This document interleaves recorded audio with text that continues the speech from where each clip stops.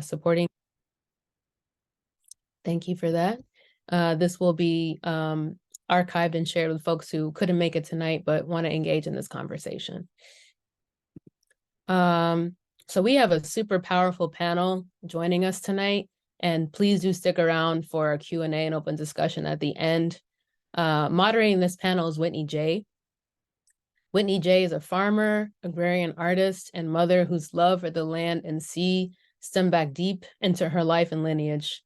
As a native of Wilmington, North Carolina, Whitney sees her work through the lens of Black Southern folkways that recenter agrarianism and through the ancestral memories and practices of coastal Carolinian culture. She has done a variety of food systems work and organizing, from farm management and agricultural education to farmers market support and cooperative development. Whitney J currently stewards Sunbird Flowers, a flower farm in Georgia, and serves as the co-director of the Southeastern African American Farmers Organic Network, or SAFON, a 17-year-old network of Black farmers across the Southeast and Caribbean committed to ecologically sustainable land practices. Welcome, Whitney J, and thank you for moderating this panel tonight. Speaking on this panel is Annette Hollowell. Hello, hey, Annette. Annette Hollowell wears many crowns: mother, entrepreneur, facilitator, and lawyer, with a particular calling towards community building, peace work, and Black liberation. Annette Hollowell is a manager, land steward, and advisor to Foxfire Ranch, an 80-acre recreational farm and entertainment venue that has been in the Hollowell family for more than a century. She is an excellent hostess committed to holding interracial and intergenerational spaces for rest, retreat, deep learning, connection, healing, and celebration. Her storytelling is rooted in ancestry, culture, and Mississippi's long-standing legacies of Black land ownership. Welcome, Annette. Thank you for joining us tonight. We're also joined by Ms. Felicia Bell. Felicia Bell has worked as a sustainable agricultural specialist at the National Center for Appropriate Technology Gulf States Regional Office in Jackson, Mississippi since 2013. Bell, a fourth-generation farmer and founding member of RD&S Farm LLC, is fascinated by traditional agricultural strategies of all cultures, especially African farming methods and techniques. She was born into agriculture and what most people today would refer to as homesteading. Her family sustained themselves from the land with food and byproducts. Bell's deep-rooted values in helping others as a producer have been the driving force in her assisting communities. Over many years, she has learned several appropriate technologies, meaning methods and practices, to assist small-scale producers with resourceful and inexpensive solutions to lessen cost burdens and increase the viability of farm enterprises. These experiences have warranted Bell rewarding opportunities through sustainable agricultural project development, board of directors assignments, and contractual agreements. Bell believes that everyone deserves the right to access healthy foods, and with the collective effort of small sustainable farmers across the country, this can become a reality. And finally, welcome, Ms. Felicia Bell, to the panel. And finally, we will be hearing from Avery Jackson. Avery is an artist, athlete, and teacher who empowers horses and humans through dressage training. Avery has worked for years as a student of the classical dressage tradition and contemporary whole horse equine development. Avery believes firmly that his work with horses is for the horse first, and that the horse's medicine lies in our relationship with each other. Avery is also a direct descendant of plantation horsemen and indigenous agrarians. He creates with horses a kind of liberation that was once forbidden for both humans and horses. As an interdisciplinary storyteller and cross-sector impact strategist, Avery is activating narrative and design strategy as a pathway for decolonizing our systems. He is committed to changing the material conditions of Black families, whose legacies are stained by the indigenous genocide of American plantations. Through his work with fundraising, resources development, and wealth redistribution, Avery stands firmly on the front lines of decolonizing philanthropy to aggressively redirect resources from entities that hoard back to communities. All right, Well, that is our stellar panel, and I will pass it to you, Whitney J. This is your show now. Thank you. Beautiful. Thank you so much. And thank you to the Black Land and Liberation Initiative for having me. Mariama and I formally met at the Southern Memory Workers Institute at the Highlander Research and Education Center, and very quickly found that we are kindred in this agrarian memory work. So I'm happy that we could do this together. And shout out to Ashby Kombai and Artricia Rowlands from the Institute, if they're here, for so beautifully holding that space that was able to birth this collaboration. As Mariama stated, my name is Whitney J. It is a pure pleasure to be able to hold this space with three people who I really respect in this work, all of whom are organizers, land stewards, agrarian cultural workers, and legacy bearers in their own right. All of whom are grappling with what it means to have lineages to honor, living beings to care for, while also being grounded in a land-based practice that deals in all of the realities of agrarian life. Which is to say, this work is not easy. It is beautiful and also not easy. It is tiring. It is sometimes a heartbreak. Much of the time, it is pure joy. It is spiritual and fun and full of play. It is also, rooted in our oldest collective memories and deeply visionary. And so all of us who walk this walk need spaces like this one where we can name with a lot of love the nuance of what it means to commit to this path, all of the good and all of the challenging, and all of what it means to hold a thread in our shared cultural inheritance. And so I want to welcome you all to this space, and I really look forward to what comes out of this conversation. I figured in a conversation about land, memory, and Black agrarianism, we could start by talking about land. So the basis for Black agrarian culture is really our connection to our ecologies, right? It's the places, it's the living beings that we take care of. It's the waterways for the river dwellers and coastal folks like myself, and it's the lands that hold us. So I would really love to open with a question about who we are and who we are in relation to our land stories. And I know we gave some bios, but knowing all of y'all personally, I know we are definitely like bigger than the snippets. So who are you and what is your land story?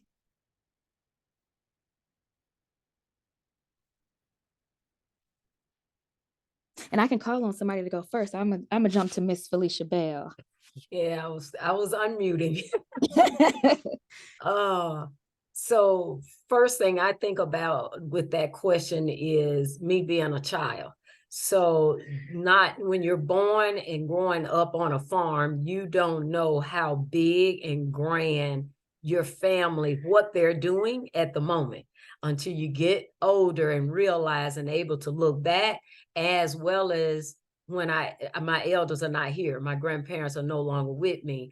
And so my connection to the land is so much more than just the soil. It's the actual spirits of my ancestors, knowing that they walked on the land.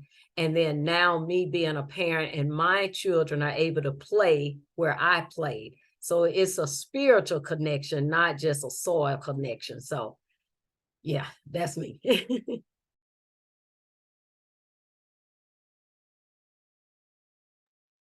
I can tap.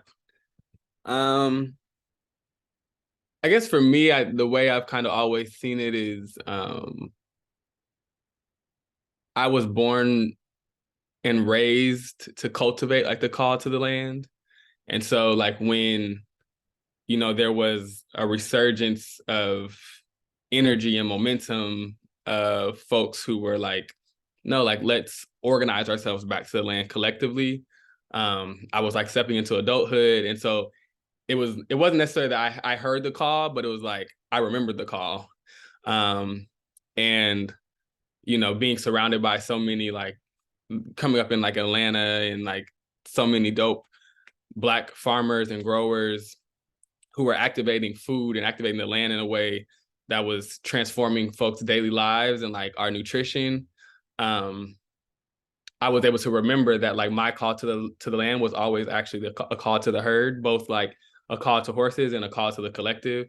And by giving myself permission to kind of take that seriously, as my peers took seriously like growing food and like figuring out how to activate different land-based practices, I realized that food was not my passion, and cultivating food as a commodity was not my land calling. But like horses is something I want to cultivate to the end of my life. And the more that I took that seriously and responded to that call, I just kind of discovered that it's actually in me, and that I found like an obituary of my last enslaved ancestor on my paternal side. And in his obituary, it says that he was, a horse wrangler on the plantation. And in that obituary, it also said that he was enslaved for 14 years past the Emancipation Proclamation willingly. And so, it's like you said, it's a spiritual thing, and I just feel so blessed to not only have the drive and the passion, the commitment and the will, but also the resources to like prioritize and center my life around something that gives me so much. Every single morning. Like I don't wake up in the mornings dreading to get up and do the work. Like I feel very blessed. And I'm blessed to also be able to align my other skills and resources to further create opportunities for folks to do that as well. So that's me for the most part. You're so dope, Avery. I would say, sorry, of course, children start running upstairs as soon as it's my time to talk. I would say my connection to the land, it's an ancestral one. For me, Mississippi has always been my family's home, but I grew up moving a lot. My father was in the military, and so Mississippi was always a place that we came back to. And it wasn't until my parents returned home, moved home and everything that I think this kind of like land initiation really kind of began. And really what it's been is just like surrendering to this call from my ancestors to know and understand that whatever it is I want to do out in the world, whatever it is I want to provide for community, it starts right there. And so for me, my relationship with the land has been one where I love to host people out there. I love to see people's shoulders start to drop when they come on the land. I like to see them release some of the things that they carry all the time, to connect deeper with each other, to make space for joy and healing and celebration and rest. And really seeing several years back that that's my contribution to movements, to make sure that there is space that our folks know you have resources in North Mississippi, you have resources wherever we are, right? And people can get to the land and get that medicine. And so I feel like that right there is enough of a framework for me to like organize my days for the rest of my days. And I know that I'm a contribution to community, but I'm also walking out the vision for my family who has been on that land. I'm starting to see from some research, like we've been on that land at least since the 1860s, maybe longer. So it's been a surrender, and with that, it has me be better, aligned. It's also allowed the relationships and the abundance and the community and networks and all of that to show up in ways that are most needed with ease. So it's not a chasing and hunting down, and I got to do this and I'm scrapping and this and that. It's like, oh no, I'm walking the path. People get it. People feel it. People want to contribute to it. And I don't know what's better than that. So. Mo better. I love it. That's the perfect way to describe it. And so, Annette, you were just sharing about the linkages with your family. Miss Felicia also named the same thing, like walking in the same place as her ancestors walked. I'm very curious about, and I know Avery, your inheritance, you talking about the obituary and that legacy in your family. I'm very curious about for Miss Felicia and Annette, like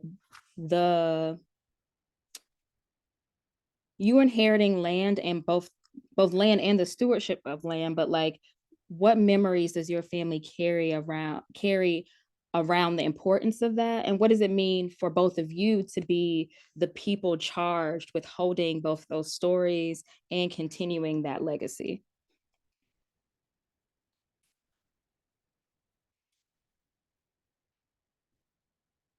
Go, Miss Annette. You want me to go first? Yes. Okay. What does it mean to be charged with that? I'm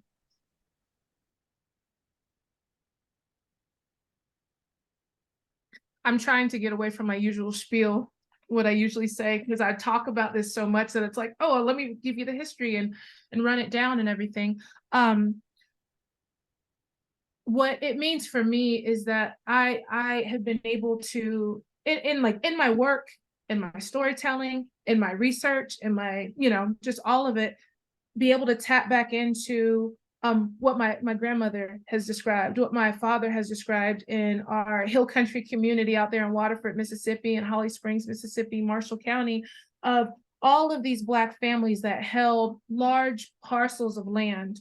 We hold 80 acres at this point. When my father was growing up, when my grandmother was farming, it wasn't uncommon to have people with 200, 400, 500 acres and everything. And so when I'm home, when I'm in that area, when I'm on the land, when I'm bringing people there, it's riding through that community, riding through those trees, riding through those hills, and knowing what families have been there, what families continue to be there, who done moved in, what like just kind of seeing the encroachment that's happening in some of those areas, but still also seeing very strong connection and like what remains of the families that have been in this area and been farming and building community and sharing and growing and whatever else, so for me, it's like, it's tying back into, I think, an important tradition. I think a connection that we can't overlook. And, I know late stage capitalism, all this other kind of stuff, it means something to have had Black land ownership at the rates that we had in Mississippi.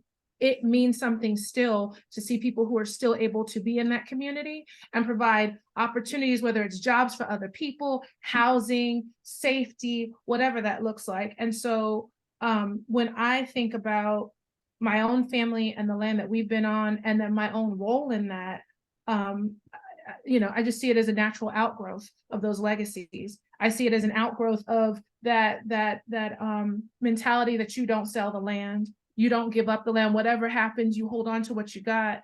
And I've been witness to the process of going in and reclaiming land that has been free for 50 years or unoccupied for long spans of time, because a family has managed to hold on to it, right? But what it looks like, what it really requires to steward that, what it requires to put resources into that. I think of my parents, burning and fencing in with barbed wire and ticks and sugar bites on their legs for years, and muddy paths that turn into muddy roads that turn into rock and gravel roads that turn into, so for me, it's a roadmap, it's a blueprint. It is so many examples and stories about how did they do this before? How do we do this moving into the future?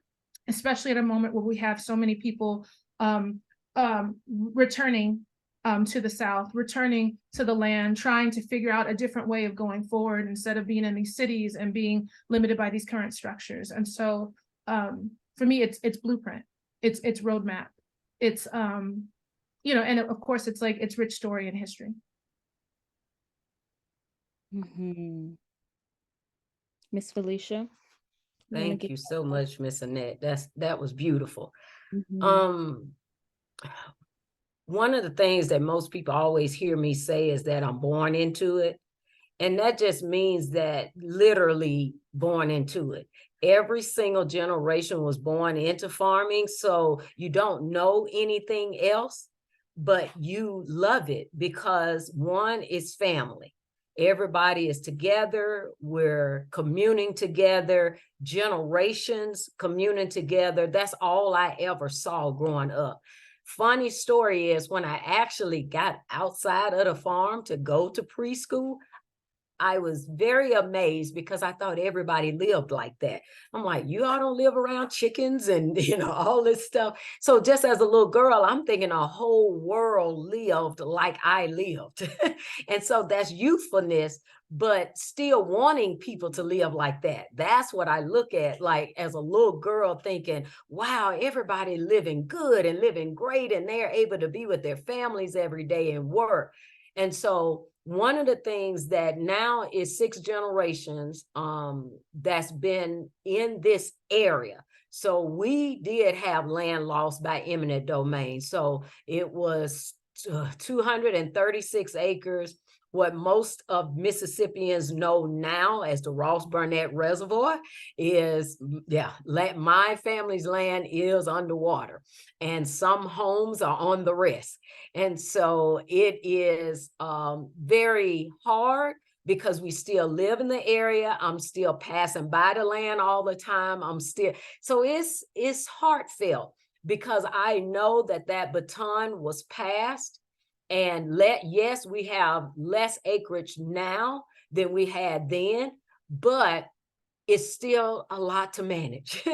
And so it's quite a bit.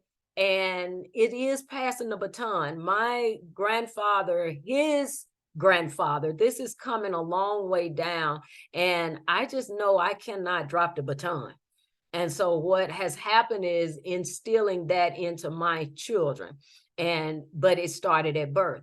So, them being in the wrap as babies in the stroller out on the farm, like you engross them in the smells and the sounds, the work, everything, where they don't know any different. So they're really getting involved in it early on. So when they get of age to be able to speak back and talk back and, and conversate with you, it's still like I was. It's all they ever have known. And so they're in it to the end, and they are invested in it. They're grown son and nearly grown, and a little one coming on, a baby coming on, but they are invested in it. They understand that, oh my goodness, the baton is getting ready to be passed. Like they realize that that's getting ready to happen, and they take value in that. But the one thing that I love that I'm seeing from them is they're asking questions. They're like, Mom, can you do this before you pass the baton? Or, okay, when you pass the baton, can you make sure this boy know everything? Because we're going to forget, and all this kind of stuff. So I'm grateful that they are asking questions. They're wanting to know and learn, and really learn what Granddaddy taught me about how to steward the land. And it's simple. It's a simple foundation, but they want to make sure they hold firm to it and don't mess up. And so I'm grateful, one, to have been charged with it. Out of all the children and the grandchildren, I'm very, very grateful to be this steward of the land.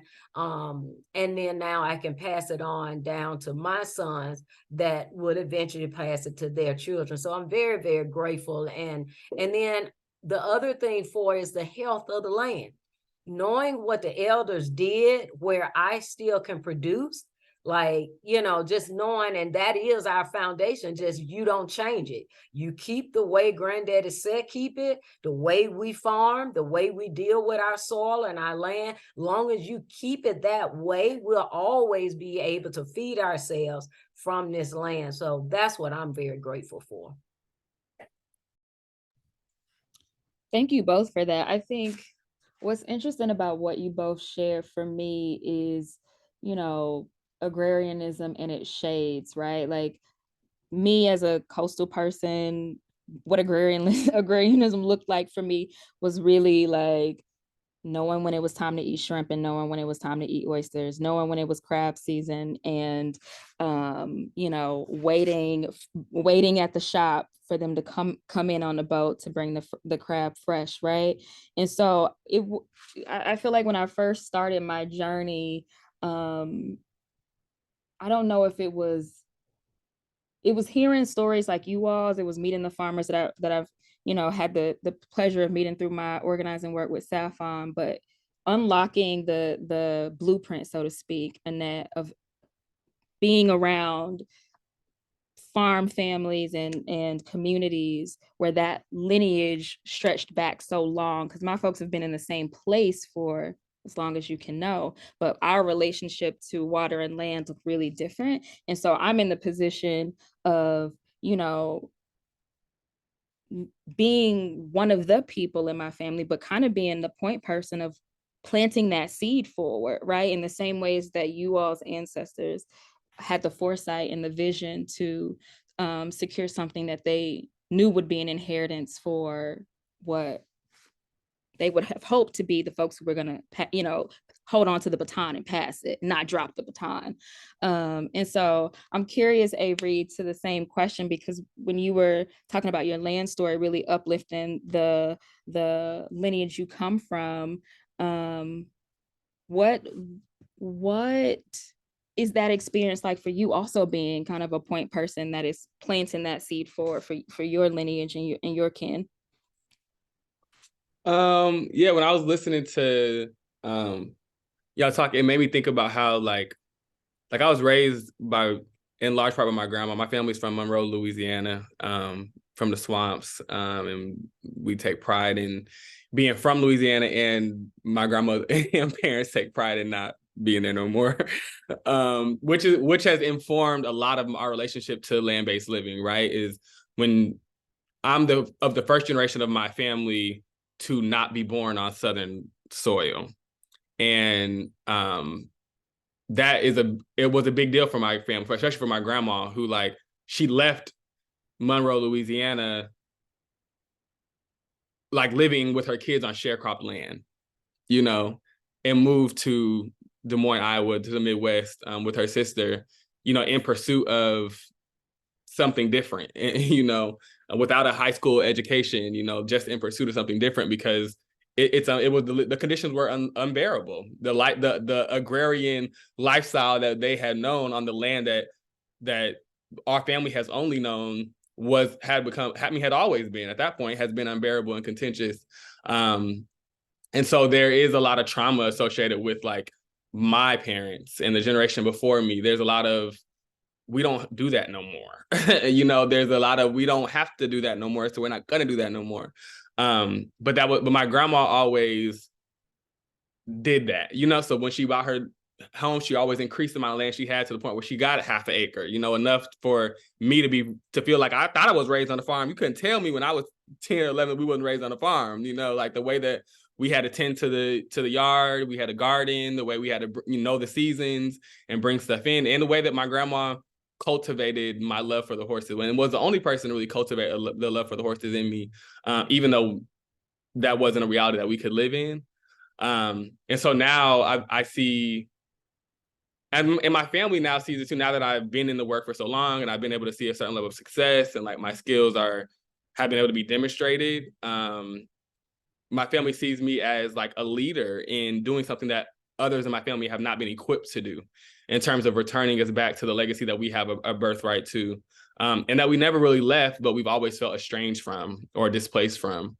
And I think so for me, taking ownership of like an agrarian legacy and like taking pride in an agrarian legacy is one, accepting that it's not about the ownership of the land. Like, the land is me, we always. So whatever piece of paper you've created to establish ownership over this good here soil, that's between you and the good Lord. But that doesn't impact my legacy as an agrarian. And I think even challenging, I'm in this space, I really appreciate even being included in the conversation, because I think there is a huge gap between, you know, agrarian meaning farming food and selling food. And I think what I love so much about the spaces that I'm able to participate in is that we're challenging what it means to be considered a farmer, what it means to be considered agrarian, what it means to be considered a Black agrarian. And so for me, tending to horses is something I almost have, you know, sometimes I got to kick the door down, you know, like particularly for funding and resources and, you know, naming the challenges. But the equine industry is a segment of agriculture. I mean, we know agriculture runs the entire world at this point. And it's the number one import and export for the country. I mean, the equine industry is like top 7 of import and exports of the nation. And there's so little that we know about it. And most of the Black folks who do tend to horses are not doing it in a way that is tapping into the resources that can be tapped into. And sometimes it's not also grounded in the best practices, because it's more so just something that we've always done. We don't really think about how we can improve and how we can be in right relationship. But yeah, I mean, I think my agrarian Lifeways today on the daily looks like being my primary responsibility. My entire life is centered around my relationship to these horses and my relationship to these horses being in right relationship as much as possible. And in the way that I steward them, minimizing the impact on the land, improving the quality of the land because of the relationship that the horses have to it, improving my life because of the relationship I have to the horses, and improving the life of the horses because of the relationship they have with me.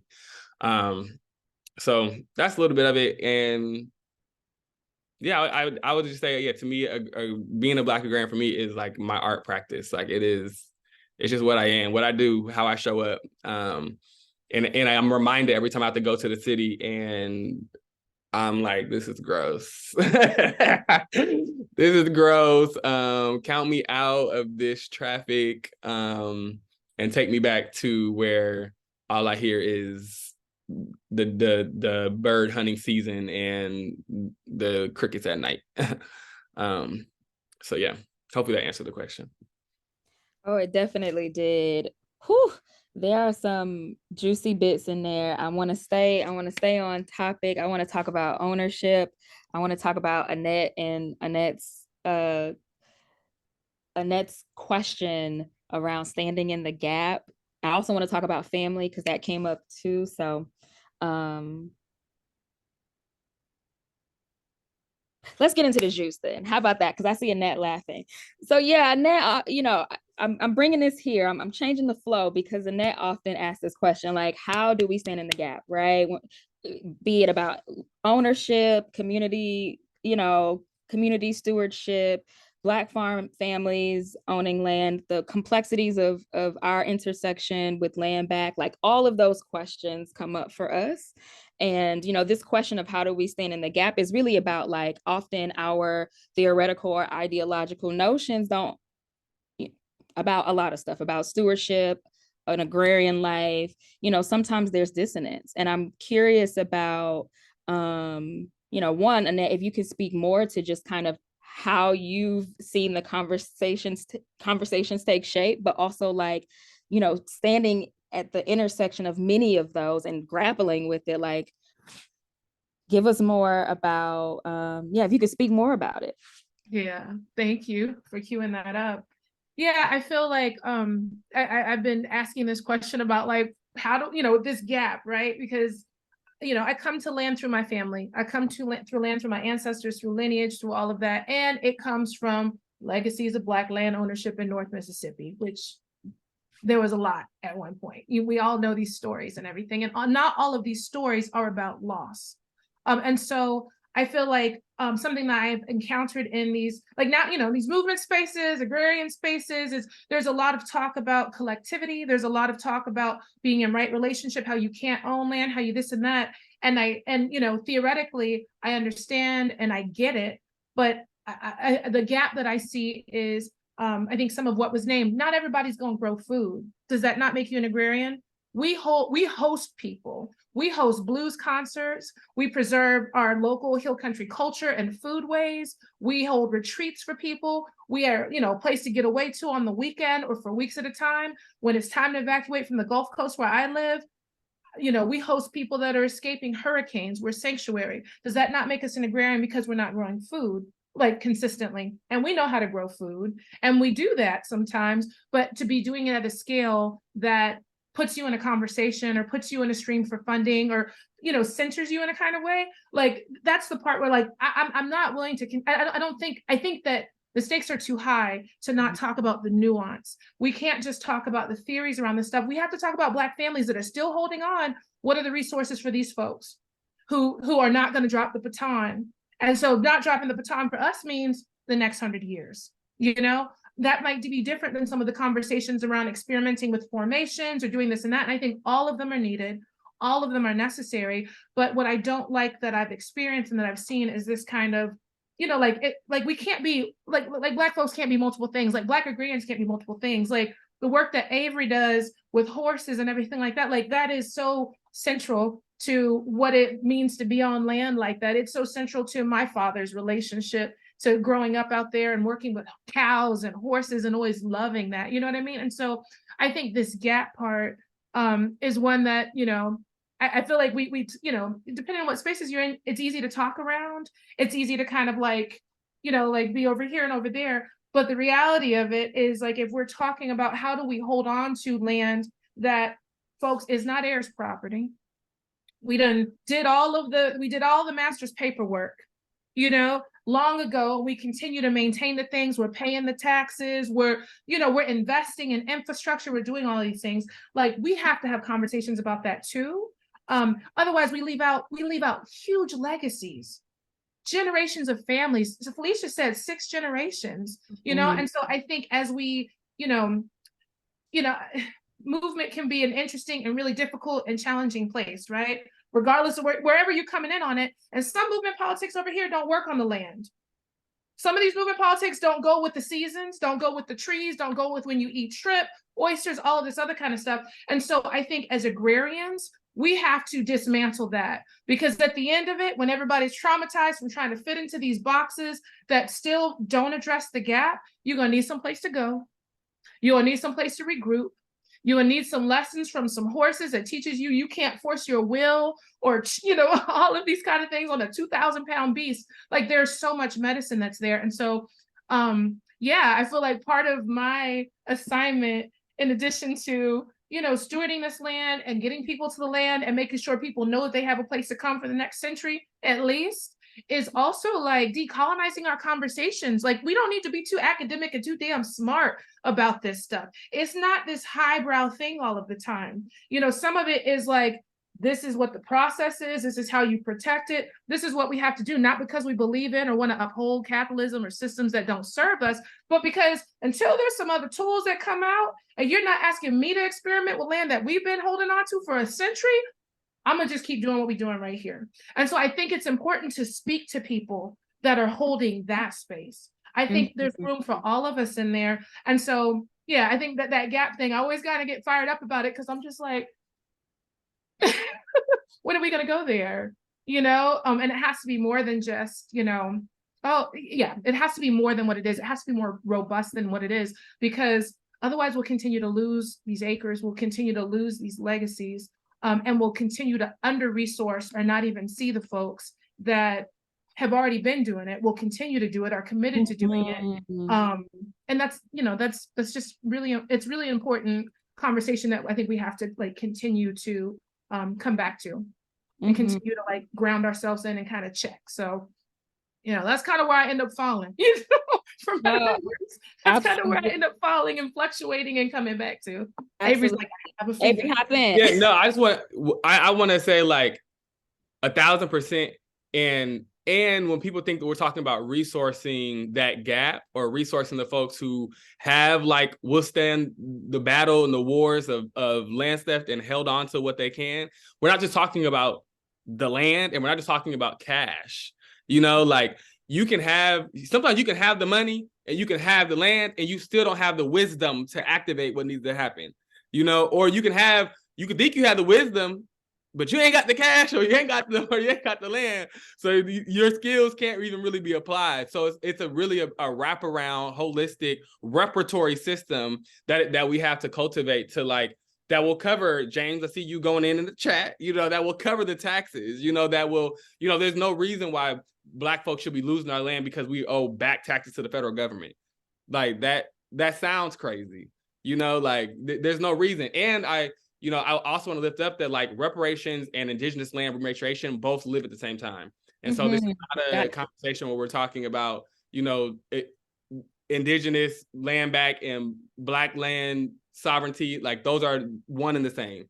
And I just thought that was important to name on top of the things. All right, I gotta jump in. Yes. Y'all To be the forget. juice. I knew it. Go ahead. I know, like, why do our people forget that our ancestors had to do all things? Like we weren't just one-sided and oh, we only had one skill. We wore so many hats. And for some reason, they think we only gonna wear one now.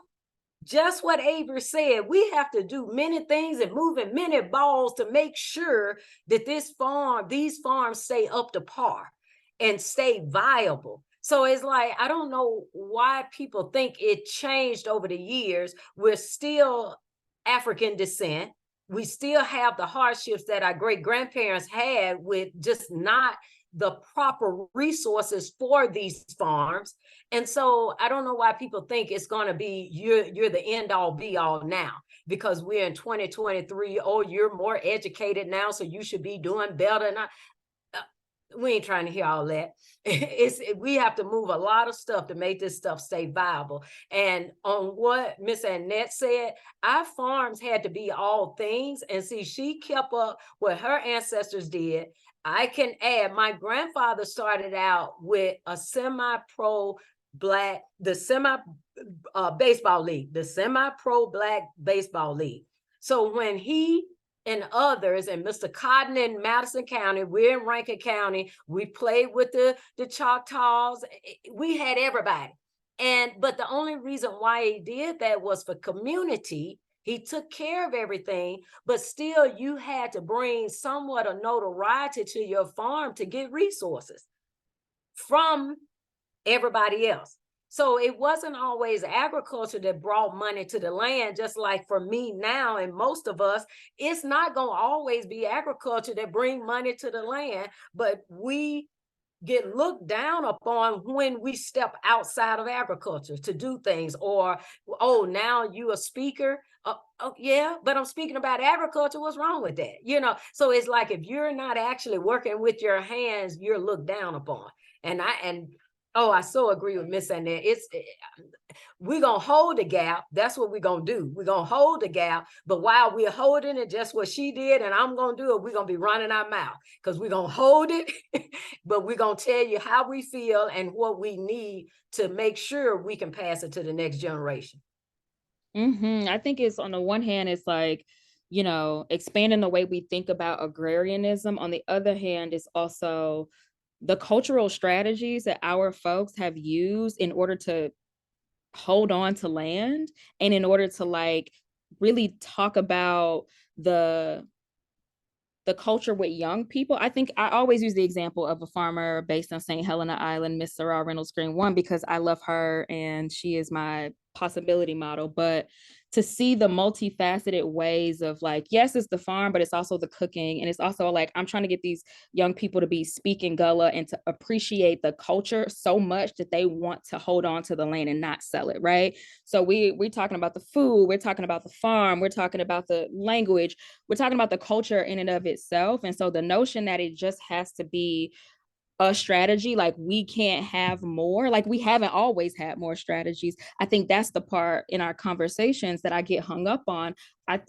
Another thing Annette talks a lot about is that intersection between culture and agrarianism. And so I guess to move this conversation to the next topic, I would love to talk about how all of you see culture showing up in your work and your land-based work, but in your work broadly, and how you feel cultural strategies can inform our movements.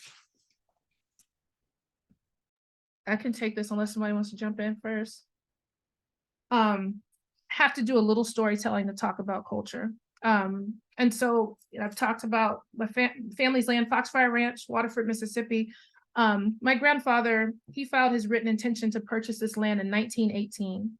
In 1919, he purchased it. I think right there, I think about what it took for a Black man to manifest that, in those times in North Mississippi, 1919.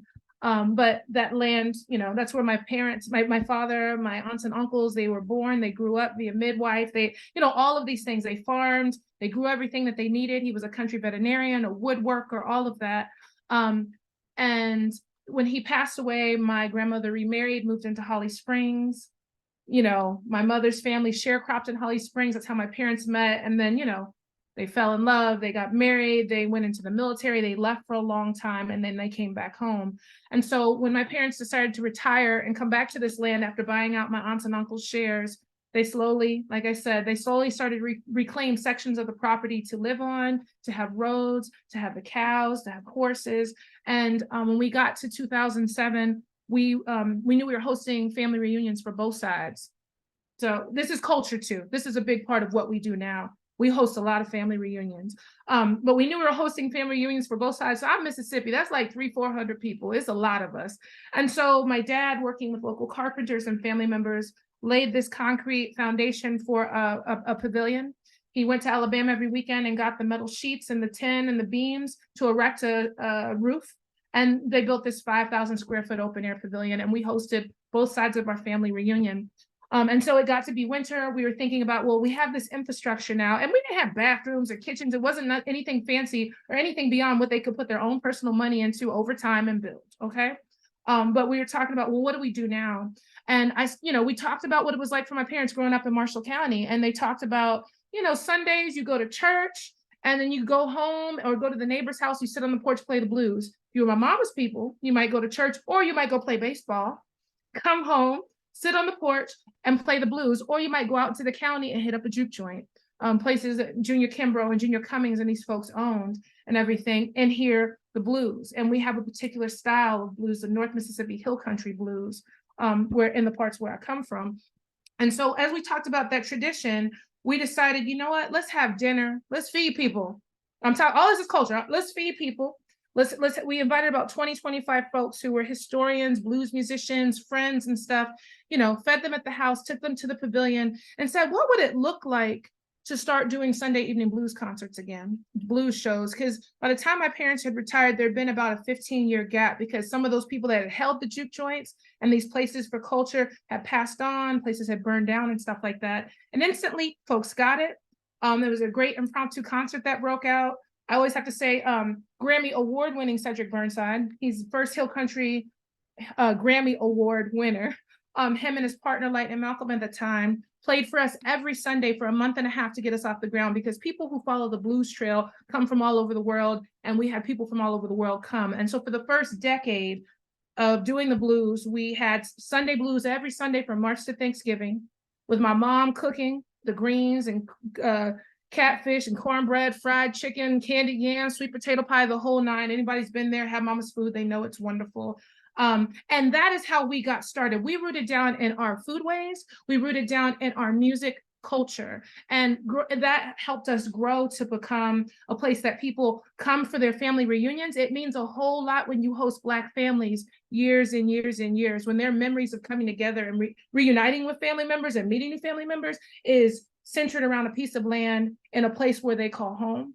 We host a ton of quinceañeras. And so that means a lot, where you have these immigrant communities coming from all over the world and working in these plants and all of these other kind of things. When they can come out and be on the land and say, this reminds me of home, I feel free here. And then you have multiple families that end up holding quinceañeras there, or weddings, and somebody has their wedding and then more people come and they host weddings. You become a resource for community in that way. And so culture is centered to what we do. And like, as we talk about that gap, I think that's something I always like to tell this story, because when I think about other land stewards and I see people, well, they're farming, they're this and that, I'm like, okay, well, let me tell you how we've been able to leverage our culture to really open up our space to be a place for people to know that they can come and they can get some of this medicine, and I think on the flip side of that too is like just like our land has been lost and co-opted, our culture has also been co-opted and taken from us. And so I see the role, like my role as a land steward, is reconnecting Black folks to the rich medicine that is our regional blues cultures. It's going to be different where Miss Felicia is, and she's in Mississippi too. It's going to be different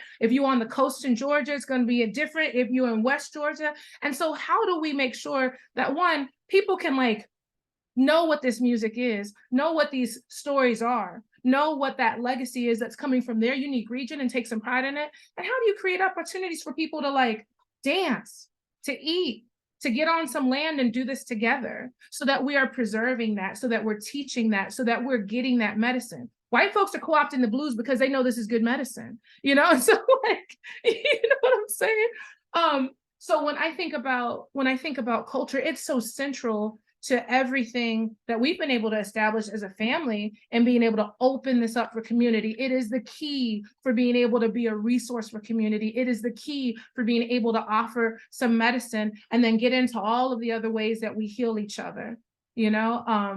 So I'm gonna stop there.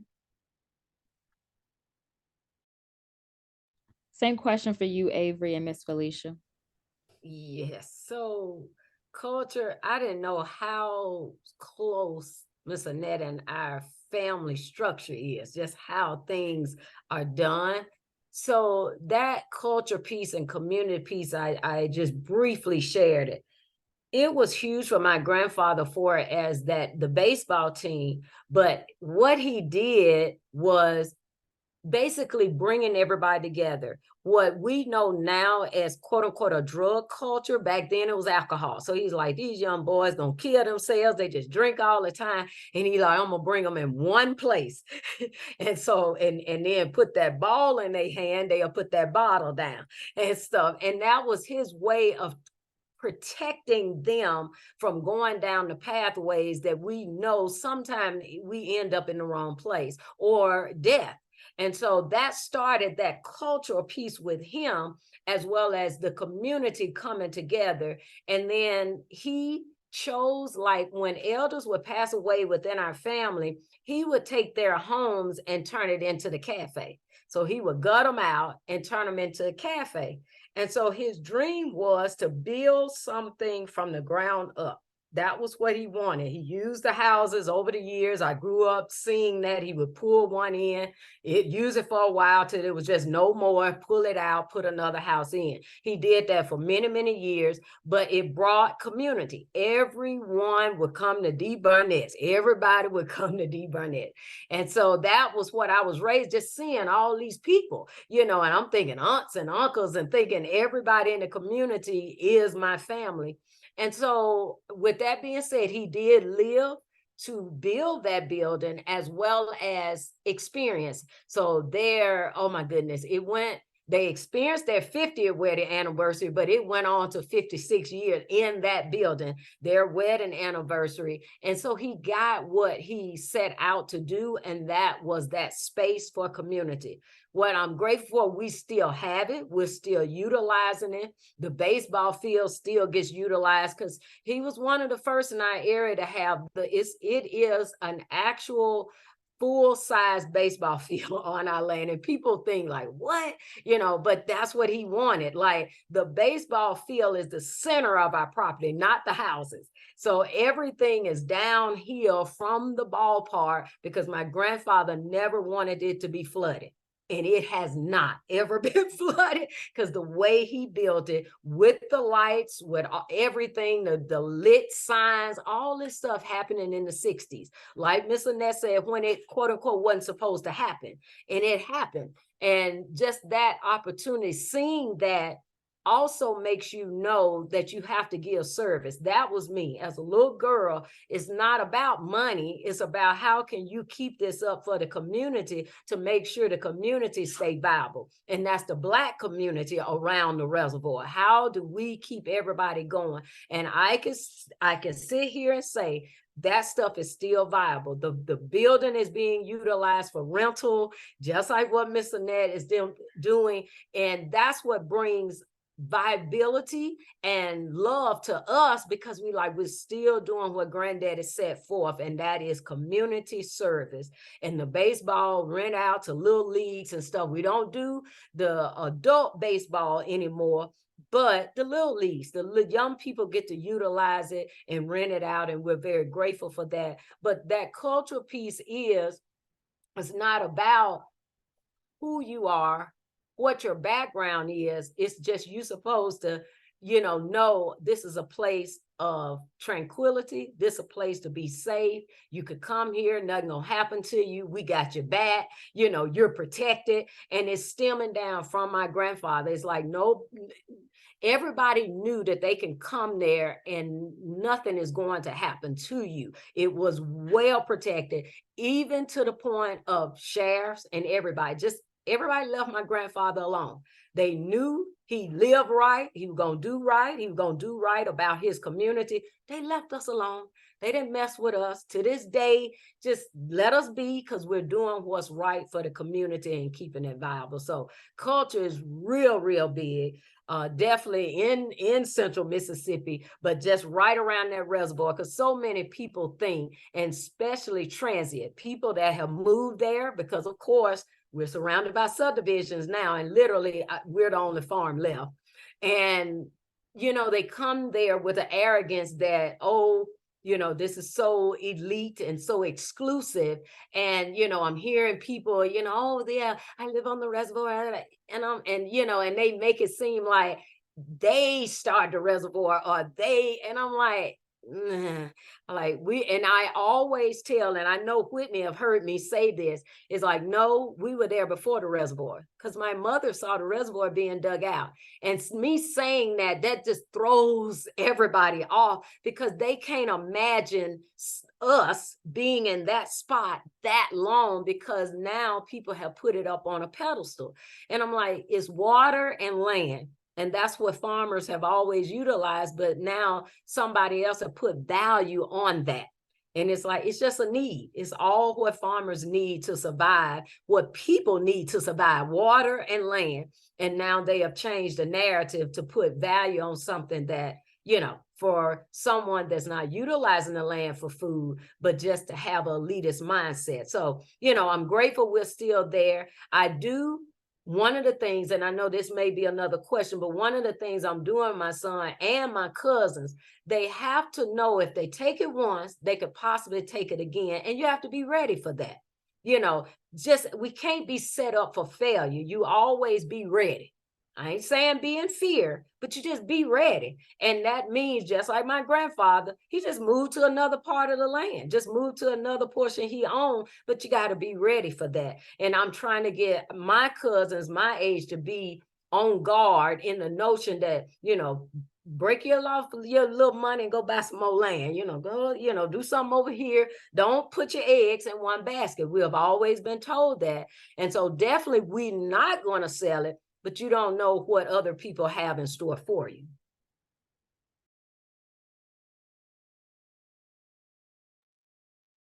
Yeah, and I would say just briefly, my experience is a little different. I mean, I feel like I'm the last I had the honor of being raised by Big Mom. Like, I grew up, like I said, you couldn't tell me I wasn't raised on a farm. I never went to daycare. I was raised with 20 cousins. My grandma kept us all. There was no after school program. Like, it was grandma. And so I feel like I'm the last of a lot of people who didn't get to experience that. And that's a dying art as a part of our culture. But my everyday reality as someone who's returning back to the land, the culture is just in how I interact with my daily practice. Like, I'm not surrounded by, I'm a single person. Like, I don't have a family. I don't have a large community out where I'm living. Like, the culture is in the music I listen to when I'm riding my horses, the pace in which I ride my horses, how I engage, it's all of that is around, it's centered around the horses. And so I guess I kind of want to say, like, the culture is embodied in me. It's embodied in how I interact with the people who are on my care team, the people who have never seen anybody with my level of education with the horses, who are like surprised that I'm asking for them to do certain things or ask them certain questions, the vets, the animal hospitals. But I do want to say for the folks on too, like, just to hold space for those of us who are on the journey, who are not able to be surrounded by family, who are super committed, and the vision is what keeps us going. And we see a vision that is far ahead of us, that it feels like we're starting from zero in the material because we weren't born on land, or like our family doesn't live with us on our land practice, so they don't have the skills to even support us in our land practice or the interest. That is a real reality for some of us, and for those folks out there who are also queer-bodied, who are like in the South, on land, or in the South exploring land-based commitments. Solo is its own beast, and the culture is just what we embody. And whenever folks who can respect the culture, who can respect my art, it's actually very few people that I even want to be around with me in my land practice, but if you get the honor of being around me with my horses, then that's when we can share and embody the culture. But it's not something that I get to experience all the time.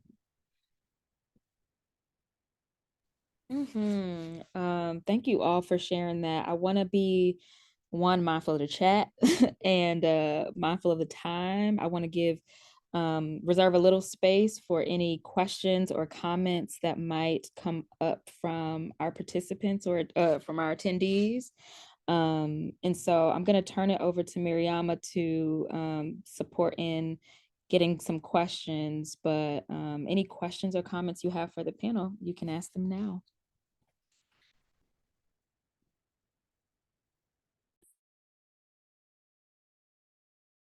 Hey everyone, I just wanted to say thank you so much for this conversation. This has been so deep and so enlightening. I've just been writing down a lot of notes and just all these themes that have come up in this conversation before we turn it over to folks that are in our audience tonight. But just want to share that I feel like this group of people together on this night have really just conjured an energy of remembrance. And I just want to thank all of you for doing that tonight. Y'all have brought up so many things, from healing estrangement from the land, and that's possible. You know, when we have those gaps, when we've been disconnected, it's possible to come back. We've talked about passing down the baton at all costs, and the commitment, you know, that folks on this panel are showing to make that happen. We've talked about how we can engage our agency and engage our culture and engage the agency that we have, and that sometimes, you know, the way that, you know, mainstream narratives on loss, although are important or are happening, we still have agency, and we can engage our agency, and that's possible. And remembering our inherent multifacetedness as human beings and as people of African descent, you know, silos is not our culture. And this panel has showed that so beautifully. And remembering our communal roots. And I think I'll just end just sharing that. So really appreciating the way that y'all have shown how dynamic it is and how dynamic it looks like, and how dynamic Black Agrarian Lifeways are. So thank you so much. Please feel free to use the Q&A or the chat for your questions, and we'll also ask my my comrades here to help to also unmute people who would like to speak and ask their questions verbally. You're welcome to do that as well.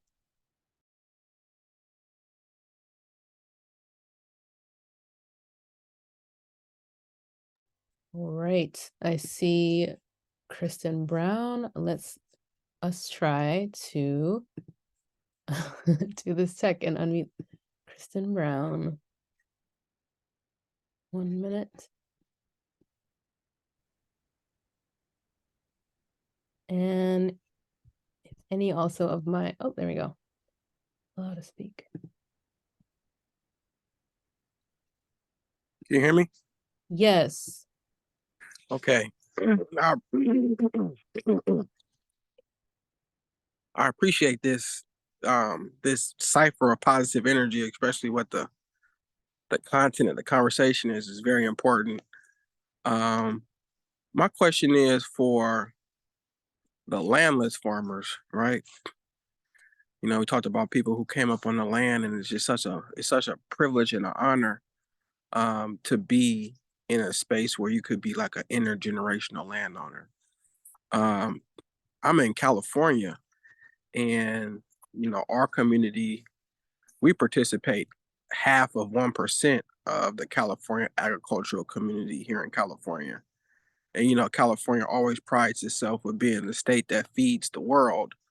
And it's like we have maybe 1,000. We got a couple of hundred, but maybe 1,000, you know, farmers from our community doing the work, right? And then we have a lot of folks that are, you know, kind of like spread out sporadically, you know, doing gardening or small farming and things like that. And recently I had the sheriff come to my house yesterday, actually. And he said that somebody said that you was on a property, you know, and the colonial phenomenon of even that conversation is just so like deeply rooted into like where we are as a people. You know what I'm saying? Like the whole establishment is set up to protect, you know what I'm saying, them from us being able to establish our own systems of survival. So I think my question is um, for the landless farmer, what are some methods as far as like acquiring land? And I see somebody say trace your family tree to the south kin. Um, but even for like even in California, I know I'm probably the only one. Maybe I don't know if I'm the only one in here, but in California, what are some of the best methods of being able to acquire land and work land and develop like cooperative spaces for our communities to be able to establish these type of food justice systems to support our community's most vulnerable members that are not in positions to do it for themselves. Well, I'm landless, or landful. Okay. One, I would say don't try to build where there's already building. So like, I know California's a whole different territory. Honestly, I feel like y'all in a whole different country than the everyday reality of us folk over here in the deep south. But I would say find folks who are doing cool. I know there is a lot of like Black urban ag stuff happening. I mean, California's a big place, but I've heard of things. So if you can find other folks who are doing so, even not close to you, just to start building a relationship, because you never know, where there's a little bit of resource, there can be more resource, cultivated. And then I would say, find people who are aligned to like build with, but I'm also in this space too, where I have had to confront the reality that if I'm not going to be able to buy it, then I'm not going to be able to have it. So I've had to really take seriously building a separate career that's not on the land, so that I can actually believe that I have the chance at a land-based future. So it's not that what people want to hear, especially in this movement space, but bro, you got to figure out how to get to some money, So whether it's like figuring out how to meet a need in the community that's existing, and you can meet it more innovatively with more rightness to it. And there's a lot of innovative, creative things that can be done with agriculture without even land, the vertical farming stuff. So just think creatively about how you can make money, and then go where there's resource already to kind of figure out how you can support them and they can support you. Yeah, I appreciate that. Yeah, I think the financial aspect of it is very necessary. My wife on her side of the family, they got a lot of land in Arkansas. But when we went out there Sounds to like visit, y'all need to go to Arkansas. yeah, it wasn't nobody there. We got out there, it's just land, but it ain't That like, sounds like a dream. oh, okay. Yeah. Yeah, we went For out some there. of us with Yeah, the skills. it's just as far, but it's not nothing that's been established. There's no people, like the thing was, it's like we got children, so when we come up there, we got our youth with us, and it's not nothing up there. It's just land. And it's like the elders, when the youth get to a certain age, they all go to like Little Rock, so you have a land that's just being leased out for, like cattle grazing and stuff like that. And it's like 100 and something acres. So it's land as far as you can see, but it's not nothing happening. One man's nothing happening is another man's lots of possibility. That's all I'm saying. So you might have dig deep around. I mean, it's different when you have a family, but just think maybe you actually are connected to a lot of resource. And there are some ways you can farm and not live on a place, right? Like there's some things you could go spend a month there and your family be there for 2 weeks, and y'all could be cultivating something that could be useful for community, Yeah. But one of the things that we are But I don't doing, want to take a lot of time. I know we have other questions though. I was just going to add one thing, like, especially you're naming that there's family land in Arkansas. This is not a quick journey. There's nothing there. Like I think this is like some of that gap that I was speaking to. Folks have to understand the process of what it takes to have electricity, to have water, to have a working road, to be able to fence things in, to kind of delineate things if you're going to have animals or livestock and stuff like that. Like it is not something that you can necessarily just, unless you have a lot of private resource, jump in and like, okay, infrastructure, bam, we're comfortable. That we had years of just mud every time we went out the door, every time we got into the car, go into town. We had 3 pairs of shoes. We had a barrel for mud shoes. We had to have a garbage bag in the car to put the muddy shoes in. Like, it is a whole process. I think that's part of what's important as we talk about like our land stories, is that people understand like the that is not always glamorous. Like, I look at Foxfire Ranch now, we're 23 years into this journey. And so it might look a certain way now, but like, it has taken so long just to get in there. Living in a small cabin with a loft, and I'm upstairs in college on the phone, and my parents hear my conversations downstairs, because you have to slowly like build out what you have there. And unfortunately, I feel like the resources for Black land is not, it's limited. It is limited. It is tied up in bureaucracy. It's tied up in government stuff. It's tied up in a nonprofit industrial complex where you got to show so much to get so little to try and continue to invest until you can invest in land endlessly. You can always pour money into land. I look at my family's journey. My father was in the military. He had to get to 100% disability and get what felt like paydays from having cancer, drinking water at Camp Lejeune, all these kind of things to get money to invest into the land or pull out of their savings and retirement that they started in their 20s to be able to build a structure like the ones that I've been talking about. It's always been this kind of private investment stuff. And it's only now, like the last few years, that you're starting to see that there's some more money that's circulating, but it's not nearly enough to do the things that need to be done. So I think what Avery was saying is like, you have to find, especially if you're starting out on free land, you're going to have to find ways to generate income so that you can put it into that, because the resources don't necessarily move to the ground in the ways that are going to meet the need right now, in my experience. I appreciate that. That make a lot of sense. It's not often that we hear stories of people who really just got it out the mud like that.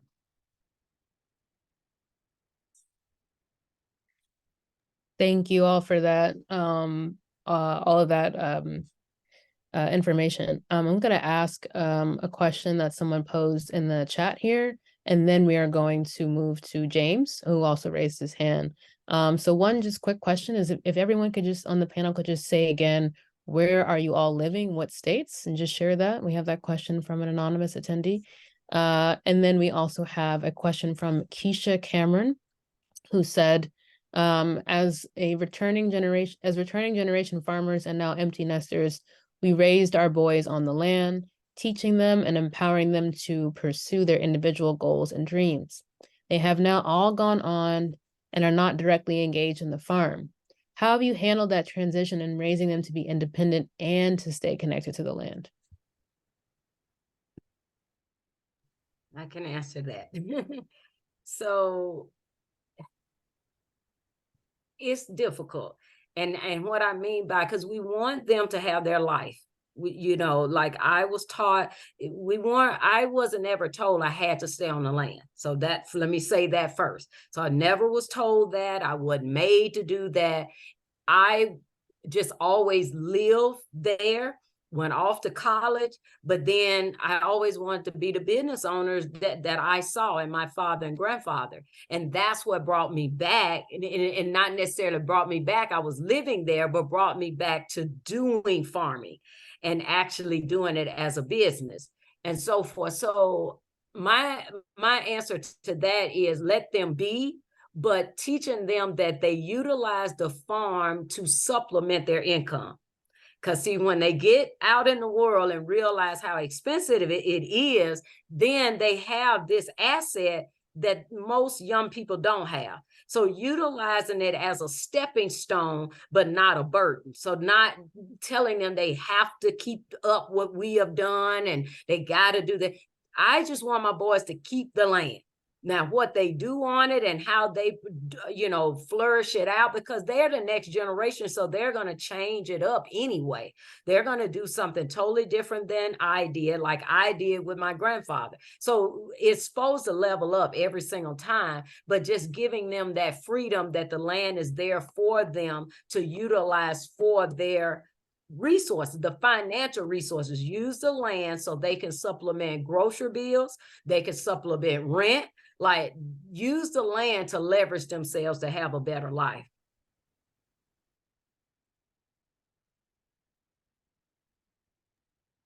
Thank you. And now we're going to unmute James, who also has his hand raised. All right, peace. Thank you, everyone. So thank you, panelists, for your time. You've seen I have lots of comments in the chat section. Most of it I think is productive. I've been doing this work for quite some time now. I'm very grounded in how the Y'all US be nice. Y'all be nice. No, go be nice, yeah. Very grounded in how the US functions, and legal means of getting things done, right? So reparations is great. I really hope we get them one day. But for those of you asking, where do I get land? How do I get land? If you're a Black American and you can trace your roots back to slavery in the South, there is a very high probability that you have heirs property that you can legally claim as yours. And there are nonprofits throughout the South that will provide this service to you for free. And I can be your forester. And once you have clear title to that, I can help you get money for the trees, the timber that's on the land, right? Now, if you're like, I don't want to touch trees, that's a bad thing. It's not. You just plant more. Trees are just like any other plant. But once again, these are things you only know once you're here. So there's just. Can you give us the name of those nonprofits across the South that are helping people? Absolutely. The Center for Heirs Property in South Carolina, the Mississippi Center for Justice, Pine Bluff in Arkansas. You hear me, Avery? Yeah, I'm boy. Man, I was riding horses before you were born. So like, I'm from Texas. I'm from like let's. Whew, boy. Once again, I love the conversation and I love that we're coming to this space. But I think as a people, we can't like romanticize returning to the land and our ancestors. Like, this is dirt work. It is going to hurt. Your fingernails gonna get dirty. It is not glamorous. There's a girl on IG who's like, I have 80. You know what? I'm on my soapbox. I've been on my soapbox all day. This work is exhausting, and my heart of hearts, right? Despite how I'm packaging it, I want this for our people more than anything in the world, right?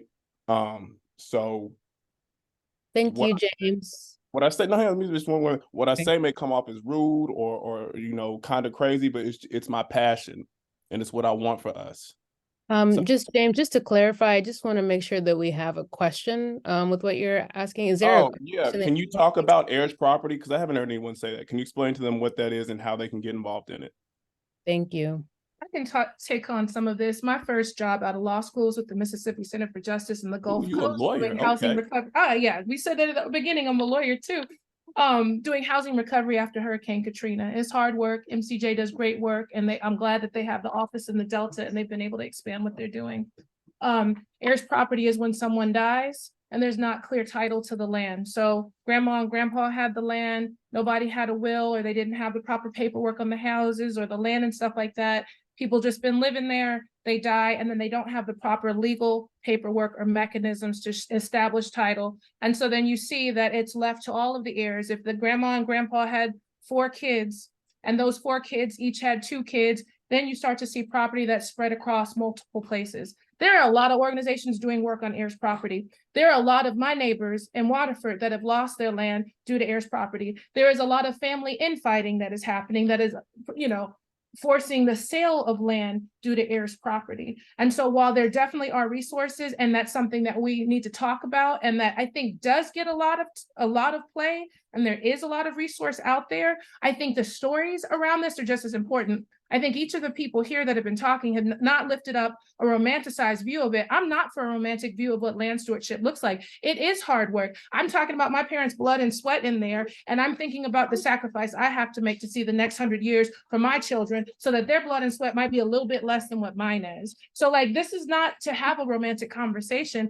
This is to talk about the realities of what it means to steward land. There's plenty of romance out there about this. It is hard work. There is not enough resource. It is at a different pace than how other people are moving, and there's a lot of hard decisions to make. We've had the times where the timber companies and the folks are coming through the community and all these trees are getting cut. and we've seen the impact that it has on the land, and then we have to go back and reconstitute and rebuild, not just the trees and replanting, but energetically what that means and how that depletes the environment, how that depletes the land, how it depletes those ancestors that are out there, those trees are, you know, all of that kind of stuff. So, I mean, I think, yes, there are a ton of resources. The Federation of Southern Cooperatives does a lot around heirs property. Yes, MCJ does.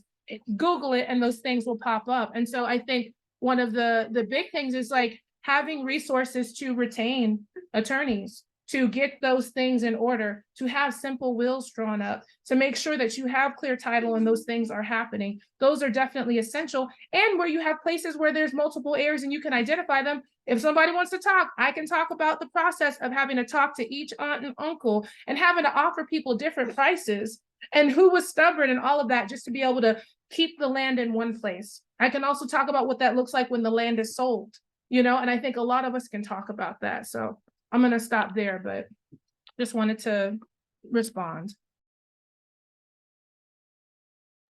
I just wanted to add a little piece to that.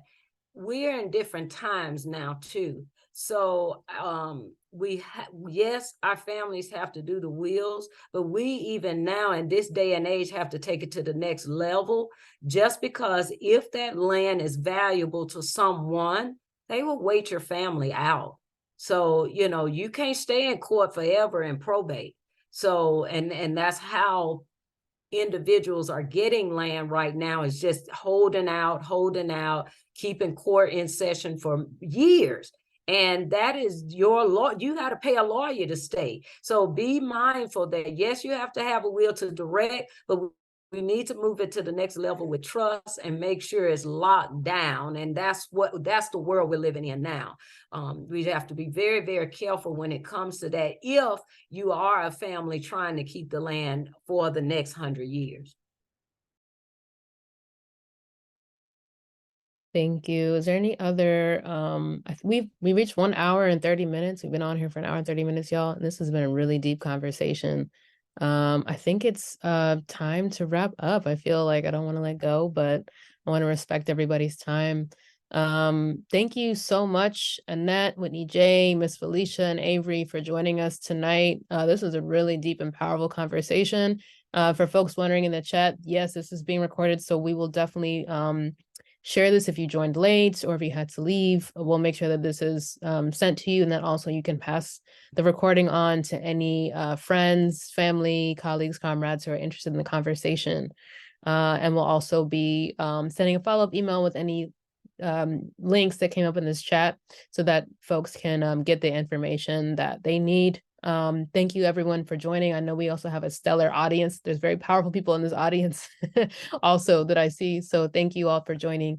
Yeah, and thank you. And may we continue to steward this land. Ashe. Thanks, Thank you, everyone. Bonnie. Thank you, Whitney J. Thank you. Thank you, everyone. Thank you. Bye-bye. Good night. Thanks, Alita. Thanks, Tuffy, Jonelle.